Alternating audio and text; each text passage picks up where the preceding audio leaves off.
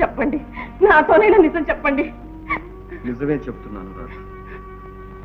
ఈ హత్య చేసింది నేను. చూసావా అక్క, చూసావా? వేణు, నువ్వు కూని చేశావంటే ఎవరు నమ్ముతారు? అందరికన్నా ముందు నువ్వే నమ్మాలి. నేను చేసింది ఒక హత్యను. నా భవిష్యత్తు కోసం మా అన్నయ్యను బలి చేశాను. అన్నయ్యకి ఇచ్చిన మాట కోసం తన హృదయాన్ని నాకు అర్పించిన ఒక అమాయకురాలి జీవితాన్ని నాశనం చేశాను. తెలిసి తెలిసి అన్న కూతురు గొంతు కూరి తాడు తగిలించి పాడుబావిలో పడేశాడు. ఇవన్నీ నేను చేయక చేసిన హత్యలు శాంతి. కానీ ఇప్పుడు ఇది చేతులారా చేసిన కూడి. వేణు, మాటలతో ఎందుకు మా నోరు మోయించాలని ప్రయత్నిస్తావు? నిజం చెప్పు. ఏవండి, నా ముఖం చూసి చెప్పండి. మీరు ఈ నేరం చేయలేదని చెప్పండి. రాధ, నిజం చెప్తున్నా, నేనే హంతకుడిని. వేణు, అబద్ధాలతో నిన్ను నమ్ముకున్న నీ వాళ్ళను, నీ అంతరాత్మను మోసం చేసుకుంటున్నావు. న్యాయాన్ని, న్యాయస్థానాన్ని కూడా మోసం చేయగలుగుతాననుకుంటున్నావా? చూస్తాను. రామ్మా రాధ, రావండి, రావండి. నాన్న, వెళ్ళిన పని ఏమైంది నాన్న? వేణుని విడుదల చేసే మార్గం ఏమైనా ఉందా? ఇక దాని గురించి ఆలోచించి లాభం లేదమ్మా. అదేమిటి నాన్న? శాంతి, ఇప్పుడు ఈ కేసు సెషన్స్కి వచ్చింది. ప్రాసిక్యూషన్ తరఫున నేనే ఈ కేసులో హాజరు కావాలని ప్రభుత్వం ఉత్తర్వు జారీ చేసింది. మీరు ఒప్పుకున్నారా నాన్న? తప్పుతుందా అమ్మా?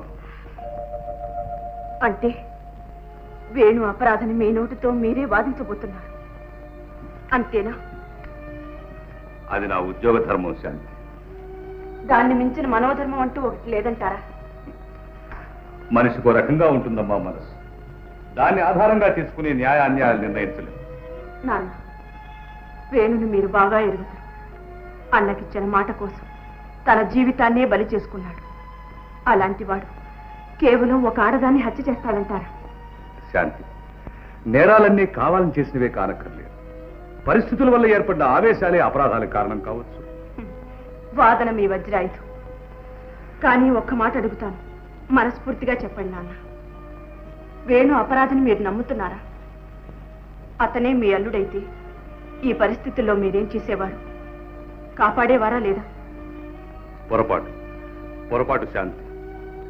న్యాయపీఠం ముందు మన బంధుత్వాలకు, మమకారాలకు ఆస్కారం లేదు. మమతలకు తల ఒగ్గితే మనం న్యాయానికే అన్యాయం చేసిన వాళ్ళం అవుతామమ్మా. కాదనటం లేదు. కానీ ఒక నిరపరాధి నిష్కారణంగా శిక్ష అనుభవించవలసి వస్తే అది న్యాయశాస్త్రానికి అవమానం కాదా? నిజమే. కానీ ఈ కేసులో పరిస్థితులు, సాక్ష్యాలు అన్నీ వేణుకి ప్రతికూలంగానే ఉన్నాయమ్మా. అవన్నీ అనుకూలంగా మారుతాయని, మార్చవచ్చని నాకు నమ్మకం ఉంది నాన్న.